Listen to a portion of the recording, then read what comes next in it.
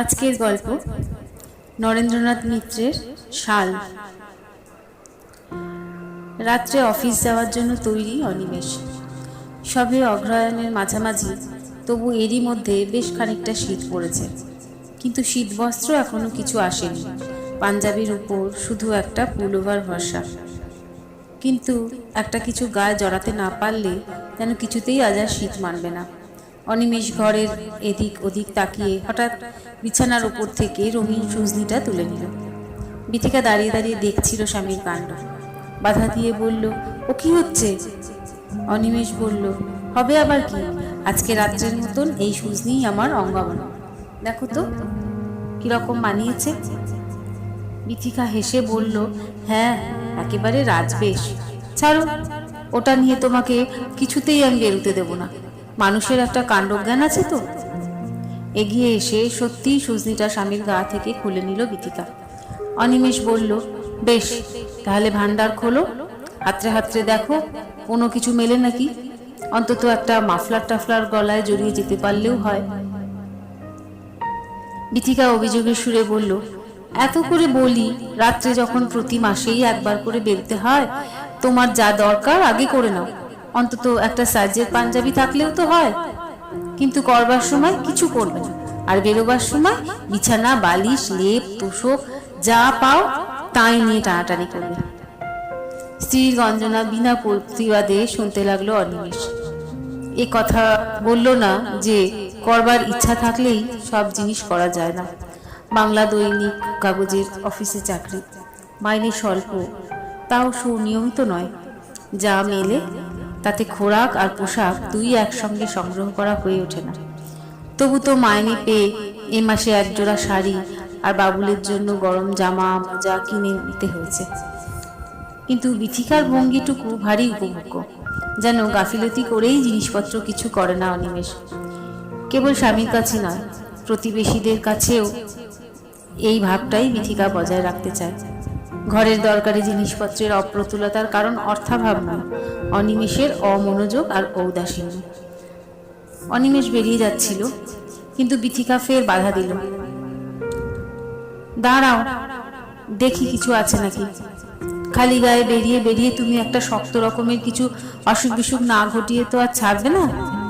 এত করে বললাম আমার শাড়ি সামনের মাসে হবে, তুমি একটা র্যাপার ট্যাপার কিছু কিনে নাও আগে। বাবুলেরও পুরনো যা ছিল এ মাস তাতেই চলতো, ওর তো আর তোমার মতন নাইট ডিউটি নেই। 2 বছরের ঘুমন্ত ছেলের দিকে তাকিয়ে অনিমেষ একটু হাসলো, তারপর স্ত্রীকে বলল, আমার দেরি হয়ে যাচ্ছে, রাজভান্ডার একবার উপর করবে তো করো, আর না হলে আমি চলি। ছোট ছোট গোটা 2 সুটকেস আর বিথিকার বাপের বাড়ি থেকে পাওয়া একটা বড় ট্রাঙ্কে স্থান হয়েছে তক্তপোষের তলায়। নিচু হয়ে একটু হামাগুড়ি দিয়ে সেই ট্রাঙ্কটা টেনে বার করলো। তারপর স্বামীকে বলল, তাকের ওপর বালির কৌটো থেকে চাবির রিং রেখেছি, দাও দেখি। তাকে বালির কৌটো একটা নয়, একটার মুখ খুলতে দেখা গেল তার মধ্যে চিনি, একটার মধ্যে মশলা। তৃতীয় কৌটোটায় হাত দিতে যাচ্ছিল অনিমেষ, বিথিকা এগিয়ে এসে তার পাশের কৌটোর মুঠি খুলে চাবির রিংটা বার করে নিতে নিতে বলল, কোনো কাজ যদি হয় তোমায় দিয়ে। অনিমেষ বলল, বারে, তুমি কোথায় কোন জিনিস লুকিয়ে রাখো আমি পাবো কি করে? ট্রাঙ্কের ভেতর থেকে নানা জিনিস বেরোতে লাগলো। পুরনো ছেঁড়া ধুতি পাঞ্জাবি, বিথিকার খান 2 পোশাকি শাড়ি, বাবুলের খেলনা, একখণ্ড গীতবিতান, কিন্তু শীতবস্ত্রের সাক্ষাৎ নেই। অনিমেষ সরে এসে বলল, থাক থাক হয়েছে। কিন্তু বিথিকা বলল, না, পেয়েছি, আমার প্রাণটা আটকে উঠেছিল, গেল কোথায় জিনিসটা, এই নাও। অনিমেষ বিস্মিত হয়ে দেখল বিথিকার হাতে একখানা কাশ্মীরি শাল, পুরনো কিন্তু দামি শৌখিন জিনিস। একটু চুপ করে থেকে অনিমেষ বলল, এ জিনিস তুমি কোথায় পেলে, এ কার? বিথিকা একটুকাল মাথা নিচু করে রইল, তারপর স্বামীর দিকে না তাকিয়ে মৃদুকণ্ঠে বলল, মার কাছে ছিল, বাবার একটা জরুরি দলিল খুঁজতে খুঁজতে আমাদের সেই বড় আলমারির দেরাজ থেকে বেরিয়েছে। মা বললেন, তোর জিনিস তুই নিয়ে যা। অনিমেষ বলল, তোর জিনিস মানে? ও বিজয়ের, বিজয়বাবুর শাল বুঝি? বিথিকা অস্ফুট স্বরে বলল, হ্যাঁ। তারপর শালটা তক্তপোষের উপর রেখে সমস্ত জিনিস ফের ট্রাঙ্কের ভেতর ভরতে লাগলো। অনিমেষ বলল, ওটাও তুলে রাখতে পারতে। বিথিকা এবার স্বামীর দিকে তাকালো। কেন? অনিমেষ একটু থতমত খেয়ে বলল, মানে দামি জিনিস তো, সাধারণ ব্যবহারের জিনিস তো আর নয়। ততক্ষণে বিথিকা ট্রাঙ্ক বন্ধ করে ফেলেছে। উঠে দাঁড়িয়ে শালখানার ভাঁজ ভেঙে স্বামীর কাঁধে রেখে দিয়ে বিথিকা একটু হেসে বলল, সাধে কি আর তোমাকে কৃপণ বলি? দামি জিনিস বলে কি চিরকাল লোকে বাক্সে তুলে রাখে নাকি? ব্যবহার করে না? নাও। কথা বলার ভঙ্গিটুকু ভারী মিষ্টি বিথিকার, আর হাসলে ভারী সুন্দর দেখায় ওকে।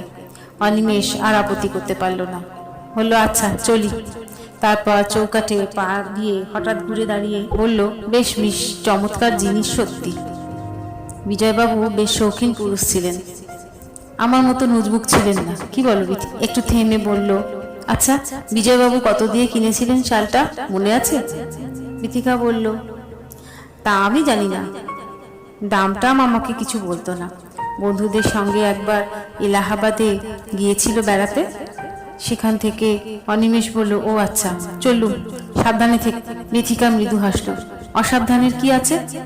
ভালো কথা, বাবলুকে তুমি বুঝি কমলা লেবুর লোভ দেখিয়েছিলে? বিকেল থেকে লেবু লেবু করছিল। অনিমেষ বলল, আচ্ছা কাল নিয়ে আসবো। আর বাবুলের মার বুঝি কোনো কিছুতে লোভ নেই, একেবারে নিরাসক্ত যোগিনী।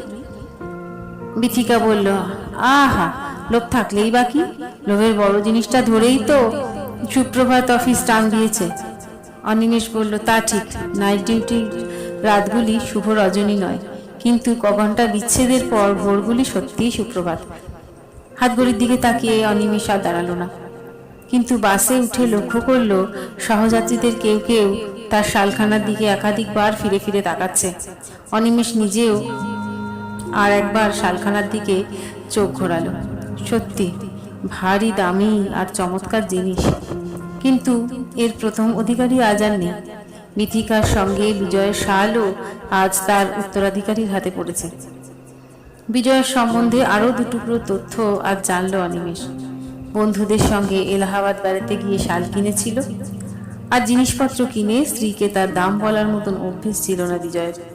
বিজয়ের সম্বন্ধে সত্যিই বড় বেশি চুপচাপ বিথিকা। মাঝে মাঝে দু একদিন কৌতূহলী হয়ে একটা কথা জিজ্ঞেস করতে গেছে অনিমেষ। বিথিকার কাছ থেকে তেমন কোনো উৎসাহ পায়নি। পর মুহূর্তে নিজেই লজ্জিত হয়েছে। ছি, কি দরকার ছিল এসব কথা পেরে? স্ত্রীর বিগত স্বামী কেমন ছিলেন তা জানতে চাওয়া অভদ্রতা ছাড়া আর কি? এ যেন বিবাহিত স্ত্রীর কুমারী জীবন সম্বন্ধে স্বামীর অশোভন অনুসন্ধিৎসা, না তার চেয়েও নিষ্ঠুর কাজ। অবশ্য যতদূর জানা যায় বিজয়ের সঙ্গে মোটেই হৃদ্য সম্পর্ক ছিল না বিথিকার, মণিগণাও ছিল না স্বামী স্ত্রীর। বিথিকা যে কুমারী নয়, অধ্যাপক শ্রী বিলাসবাবুর বাড়িতে প্রথম আলাপে অনিমেষ তা মোটেই বুঝতে পারেনি। কি করে বুঝবে? সাধারণ হিঁদু ঘরে বেশে চালে চেহারায় বিধবার যে লক্ষণ সুনির্দিষ্ট তা বিথিকার মোটেই ছিল না। তখন থেকেই বিজয়ের স্মৃতিকে নতুন কৌমার্যে একেবারে যেন মুছে ফেলেছিল বিথিকা। পরনে ছিল অনতি প্রশস্ত কালো পেরে শাড়ি, হাতে একগাছা করে চুড়ি, গলায় সরু হার। বিথিকাকে কুমারী বলেই বহুদিন মনে ভ্রম হয়েছিল অনিমেষের। খুব তাড়াতাড়ি সে ভুল ভাঙবার কেউ তখন চেষ্টা করেনি, না বিথিকার বাবা শ্রী বিলাসবাবু, না তার মা মনোরমা। বিথিকা ও অনিমেষের সঙ্গে আলাপ করেছে, গল্প করেছে, চায়ের আসরে সাহিত্য রাজনীতি নিয়ে তর্ক তুলেছে, কিন্তু কোনোদিন বিজয়ের প্রসঙ্গ তোলেনি। তোলবার কোনো অবকাশও ছিল না, আর সে অবকাশ যে হয়নি তার জন্য মনে মনে অনিমেষ কৃতজ্ঞ সকলের কাছে। রঙিন শাড়ি কেন বিথিকা পরেনি এই প্রশ্ন অনিমেষের মনে একবারও ওঠেনি, কারণ শাড়ির রঙের অভাব মনের রঙে ভরে গিয়েছিল।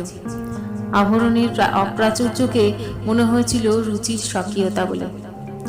তারপর আরও খানিকটা অগ্রসর হয়ে অনিমেষ অবশ্য সবই জানল। যখন জানল তখন আর পিছনো যায় না, পিছুয়ার কথা ভাবতেও গেলেও কষ্ট হয়। তাছাড়া পিছিয়ে আসবার প্রয়োজনই বা কি? বিজয় মুখুজ্জে নামে একটি ছেলের সঙ্গে বিথিকার বিয়ে হয়েছিল। বিয়ের পরে বছর 3 বেঁচে ছিল। তারপর কুচবিহার না কোথায় গিয়ে ম্যালিগনেন্ট ম্যালেরিয়ায় বেচারা মারা গেছে। স্বামীর সঙ্গে বিথিকার মূলের মিল ছিল না। বিধবা হওয়ার পর শ্বশুরবাড়ির সঙ্গে আর বনেনি, ফিরে এসেছে অধ্যাপক বাপের কাছে। যে ছাত্র জীবনে ছেদ পড়েছিল ফের সংযোগ হয়েছে তার সঙ্গে। বিথিকার জীবনের এক ছোট্ট অধ্যায়টুকু নগণ্য কটি তথ্য ছাড়া আর কি। তাই এসব জেনেও একদিন মেঘলা বিকেলে দোতলার ছাদে নিরালা চিলে কোঠায় অনিমেষ বিথিকার হাতখানা নিজের মুঠির ভেতরে অসংকোচে তুলে নিতে পেরেছিল। আমি আর জবাব চাই বিথিকা। বিথিকা হাত ছাড়িয়ে নেয়নি। জবাবের বদলে মুখ নিচু করে আরেকটি ছোট্ট প্রশ্ন করেছিল, তুমি তো সবই শুনেছ, আমি কি তোমাকে সুখী করতে পারবো? এই প্রশ্নের যথার্থ জবাব অনিমেষ বিয়ের পর দিয়েছে। নিজেদের দাম্পত্য জীবনই এর যোগ্য জবাব। অবশ্য গোড়ায় ছোটখাটো দু একটা বাধা যে আসেনি তা নয়। বাবা মা নেই, দূর সম্পর্কের কাকার সমর্থন প্রারম্ভে পায়নি অনিমেষ। পরে তিনি একদিন এসে বউ দেখে গেছেন, অন্ন গ্রহণ করেননি। আর বিথিকার যে শ্বশুর বিধবা পুত্রবধূর গায়ের গয়না শুদ্ধ সমস্ত অস্থাবর সম্পত্তি অধিকার করে তার সঙ্গে সম্বন্ধ তুলে দিয়েছিলেন, বিয়ের সংবাদে তিনিই আবার ছুটে এসেছিলেন উন্মত্তের মতন। অনিমেষকে শাসিয়েছিলেন মামলা করবেন বলে। শেষে বোধহয় উকিলের পরামর্শে বিরত হয়েছেন। কিন্তু বাইরের ঝড়ঝাপটায় দুজনের নিজের কোনো ক্ষতি হয় না। বিথিকার মতন মেয়ে হয় না। তার বাবা আর পূর্বতন স্বামীর তুলনায় আর্থিক দিক থেকে অনিমেষ যে অসচ্ছল তা সে জানে।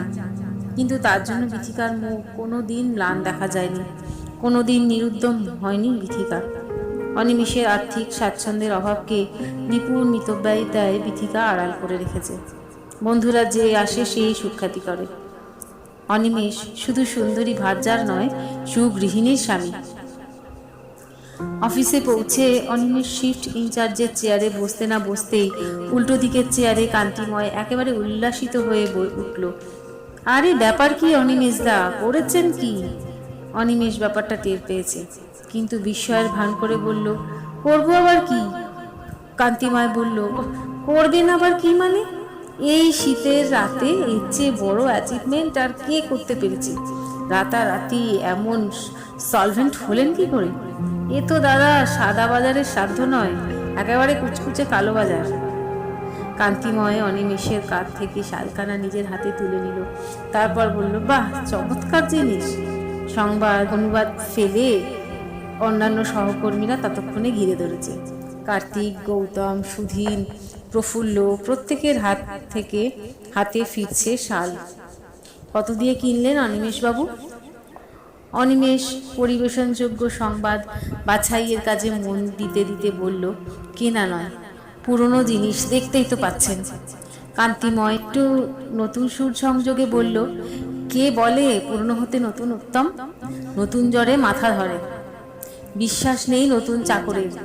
সংসারে চিরকাল অ্যাপ্রেন্টিসের চেয়ে এক্সপিরিয়েন্স স্ট্যান্ডের দামই বেশি। অনিমেষ ধমকের ভঙ্গিতে বলল, হয়েছে, এবার কপি ছাড়তে শুরু করো তো, প্রেসের লোক এসে এক্ষুনি তারা লাগাবে। সুদিন শালখানা ফিরে দিতে দিতে বলল, ও তাই বলুন অনিমেষবাবু, সৌপর্জন নয়, উত্তরাধিকার। গৌতম হেসে বলল, আরে ভাই, সেও তো অর্জন। এমন উত্তরাধিকারীর ভাগ্যই বা অনিমেষের মতন কজনের হয়? অনিমেষ ওদের দিকে না তাকিয়েও বুঝতে পারল, সহকর্মীদের মধ্যে যারা ব্যাপারটা জানে তাদের সবারই মুখ টিপে টিপে হাসছে। শালখানা যে বিজয়ের তা অবশ্য অনিমেষ কাউকে বলেনি, কিন্তু তার কেমন যেন মনে হতে লাগলো ওরা সবাই টের পেয়েছে। টের পেলেই বা কি, একজনের জিনিস কি আর একজন ব্যবহার করে না? মৃত আত্মীয় স্বজনের ব্যবহৃত জিনিস যদি ভোগ করা চলে, স্ত্রীর বিগত মৃত স্বামীর একখানা শাল গায়ে দিতেই বা লজ্জা কিসের? তবু অযৌক্তিক কুণ্ঠাটা যেতে চায় না। কোথায় যেন একটু হীনতা আছে মধ্যে, আছে নিজের দারিদ্র্যের অগৌরব। কিন্তু রাত বাড়বার সঙ্গে সঙ্গে শীত বেশ জোর পড়ল, অথচ সমস্ত সংকট ঝেড়ে ফেলে শালটা ভালো করে গায়ে জড়িয়ে বসে দ্রুত কলম চালাতে লাগলো অনিমেষ। প্রেসের নাইট ইনচার্জকে যথারীতি উপদেশ দিয়ে শুতে শুতে রাত প্রায় 3টে বাজলো অনিমেষের। সমস্ত সহকর্মীরা ততক্ষণে ঘুমিয়ে পড়েছে। দুখানা টেবিল জোড়া দিয়ে তার উপর কম্বল বিছিয়ে অনিমেষের জন্য শয্যা রচনা করে গেছে বেয়ারা বৈকুণ্ঠ। মোটা মোটা 3 খণ্ড ডিকশনারিকে উপাদান করে শালটাকে রাগের মতন ব্যবহার করলো অনিমেষ। পায়ের নখ থেকে চিবুক পর্যন্ত ঢাকলো, ঠোঁট দুটি অনাবৃত রাখলো সিগারেটের জন্য। ঘুমাবার আগে আর একবার মনে পড়ল বিথিকার মুখ, কিন্তু জেগে থেকে ওর ঘুমন্ত মুখ দেখতে আরো সুন্দর। পরদিন ভোরে বেশ একটু বেলা করেই ঘুম ভাঙলো অনিমেষের। অনেক রোদ উঠে গেছে, বেলা 7টা। অন্যান্য দিন আরও সকালে ওঠে। অনিমেষ বাসায় না পৌঁছানো পর্যন্ত কিছুতেই চা খায় না বিথিকা। এত করে বলেছে অনিমেষ, তবুও না। ওর ওই এক দোষ, বলে একা একা চা খেতে ভালো লাগে না। অনিমেষ জবাব দেয়, প্রথম কাপ না হয় একাই খেলে, দ্বিতীয় কাপ দুজনে খাওয়া যাবে। কিন্তু সকালে প্রথম কাপই শেষ কাপ বিথিকা, দ্বিতীয় কাপ ওর সন্ধ্যার জন্য থাকে। বাস স্ট্যান্ডের সামনেই ফল আর রুটির দোকান। বাবুলের কমলা লেবুর আবদারের কথা অনিমেষের মনে পড়ল। একটু দরদাম করে লেবু কিনলো 2টো, আর একজনের আরও একটু আবদার আছে, কিন্তু তা একেবারেই অপ্রকাশিত। চায়ের সঙ্গে আটার রুটির চাইতে পাউরুটি খেতে ভালোবাসে বিথিকা, কিন্তু তা তো কোনোদিন মুখ ফুটে বলবে না। এসব ব্যাপারে চিরকালই ভারী লাজুক। কুপন সঙ্গে নেই, 2-4 পয়সা বেশি দিয়েই ফিরপোর £1/4 নিল অনিমেষ। পকেটে হাত দিয়ে দেখলো বাস ভাড়ার আনিটা ঠিকই আছে। বাসায় এসে অনিমেষ দেখলো স্নান সেরে চায়ের সরঞ্জাম নিয়ে বিথিকা তার জন্য অপেক্ষা করছে। ভিজে চুলে পিঠ ঢাকা, সিঁথি আর কপালে সিঁদুরের সুন্দর প্রসাধন। এই সিঁদুর কবছর আগে আর একজনের জন্য পড়তো বিথিকা, সে মুছে দিয়ে গিয়েছিল। তা কি এখনো ওর মনে আছে? মনে পড়ে সিঁদুর পরবার সময়? নিশ্চয়ই না। কিন্তু ছি, এসব কি ভাবছে অনিমেষ? এসব শুধুই অভদ্রতা, নিষ্ঠুরতা। নিজের উপরেই অনিমেষ যেন একটু রুষ্ট হয়ে উঠল। ততক্ষণে স্বামীকে দেখে মাথায় অল্প একটু আঁচল তুলে দিয়েছে বিথিকা, ফিকে হলদে রঙের আঁচল। খুব ফর্সা রং বিথিকার, ফলে যে কোনো রঙের শাড়িই ওকে মানায়। তবু শাড়ি কিনতে গিয়ে রং বাছাই করতে অনেক সময় নেয় অনিমেষ। এক রঙের পর আরেক রঙ। কোনোদিন ভুলেও আনে না কালো পাড় সাদা ফুলের শাড়ি। অনিমেষ স্মিত মুখে হাতের কাগজখানা বাড়িয়ে দিতে দিতে বলল, সুপ্রভাত। বিথিকা ছদ্ম অভিমানের ভঙ্গিতে বলল, সুপ্রভাত নয়, বিলম্বিত প্রভাত বলো। আজ এত দেরি যে? অনিমেষ বলল, তোমার শালের দোষ। কাল রাতে বেশ চমৎকার ঘুম হয়েছে, এমন কোনো দিন হয় না। একেবারে অতুলনীয় শীত বস্ত্র, সব কাজে লাগে। শীতের পোশাকে ছোট্ট সাহেব বাবুল এসে কোল ঘেঁষে দাঁড়ালো। বাবান, কমলা। পকেট থেকে কমলা বার করে ছেলের 2 হাতে 2টো তুলে দিল অনিমেষ। তারপর অয়েল পেপারে মোড়া রুটিটা এগিয়ে দিল স্ত্রীর দিকে। বিথিকা আরক্ত হয়ে বলল, ফের রুটি? তুমি বড় অপব্যয়ী হয়েছ আজকাল। অনিমেষ মৃদু হাসল। এই কথার কোনো জবাব না দিয়ে বলল, নাও রাখো, এবার তোমার শাল। সবাই বলছিল আমাকে নাকি বেশ মানিয়েছে। সত্যি? বিথিকা স্মিত মুখে বলল, তোমাকে কি না মানায়? তারপর স্বামীর কাঁধ থেকে শালটা নামাতে নামাতে হঠাৎ মৃদু কিন্তু তীক্ষ্ণ আর্তনাদের সুরে বিথিকা বলে উঠল, এ কি? অনিমেষ বিস্মিত হয়ে বলল, কি হলো? শালের একটা কোণা অনিমেষের সামনে মেলে ধরে বিথিকা তীব্র অভিযোগের স্বরে বলল, এ দশা হলো কি করে? এতক্ষণে বুঝতে পারল অনিমেষ। একটু চুপ করে থেকে অপ্রতিভ ভঙ্গিতে বলল, ও, কিন্তু ফুটোটা বোধহয় আগেই ছিল। বিথিকা বলল, মিথ্যে কথা, সে কখনো সিগারেট খেত না। বিজয়ের সম্বন্ধে আরও একটি তথ্য, সে সিগারেট খেতে গিয়ে কোনোদিন শাল পোড়ায়নি। কিন্তু এ কি কেবল তথ্যই? বিথিকার আর্তস্বর আর অভিযোগের তীব্রতা শুধু কি এক টুকরো তথ্যকেই প্রকাশ করছে? সিগারেটের আগুনে পোড়া শালের ছোট্ট একটু ছিদ্র, কিন্তু তার ভেতর দিয়ে দুজনের কাছে কি দুটি অদৃষ্টপূর্ব জগতই না উদ্ভাসিত হয়ে উঠেছে। মাত্র একবার, এক পলকের জন্য দুজনে পরস্পরের দিকে তাকিয়ে রইল। কিন্তু একটি পল যেন একটি যুগের ব্যাপ্তি, যুগান্তরের ঝড়। পরক্ষণেই চোখ ফিরিয়ে নিয়ে শালটা তক্তপোষের উপর ছুঁড়ে ফেলে ঘর থেকে বেরিয়ে গেল বিথিকা। আর নিঃশব্দে জামা কাপড় খুলে অনিমেষ ঢুকলো বাথরুমে। মিনিট 15-20 বাদেই অবশ্য চায়ের কাপ আর প্লেট ভরা টোস্ট নিয়ে অন্যান্য দিনের মতোই ফের দুজনে বসলো মুখোমুখি। লোভী বাবুল কমলা রেখে টোস্টের জন্য হাত বাড়ালো। একখানা দিলে চলবে না, বাবাও দেবে মাও দেবে। বিথিকা হেসে ফেলল। অনিমেষ হাসলো। ঘটোৎকচ। তবুও দিনটা ঠিক অন্যান্য দিনের মতো লাগলো না। মুখ নিচু করে চায়ের কাপে চামচ নাড়তে নাড়তে বিথিকা এক সময় অস্ফুট কণ্ঠে বলল, মাপ করো। অনিমেষ চায়ের কাপে চুমুক দেওয়ার ফাঁকে স্নিগ্ধ একটু হাসল। পাগল। বিথিকার আনত মুখ লজ্জার আভায় আরক্ত। আঁজলা ভরে ঠান্ডা জল ছিটবার পর অনিমেষের দু চোখে সেই বিদ্যুৎ স্ফুলিঙ্গ এখন আর নেই। তার বদলে শুধুই অনুকম্পা, নিজের জন্য খানিকটা লজ্জাও। তুচ্ছ কারণেই হৃদয়ের ক্ষুদ্রতা প্রকাশ হয়ে গেছে। নিজের আচরণে বিস্মিত হয়েছে অনিমেষ, কিন্তু তার চেয়েও বড় বিস্ময় বিথিকা। সব ভুলে সব বিলিয়ে দিয়েও একখানা শাল যে আজ অক্ষত নিশ্চিদ্র রাখতে চায়। মনে রাখতে চায় কে একজন সিগারেট খেত না। শতছিদ্র স্মৃতির ভাণ্ডারে তার এখনো একই স্বর্ণরেণু সঞ্চয়ের স্বাদ।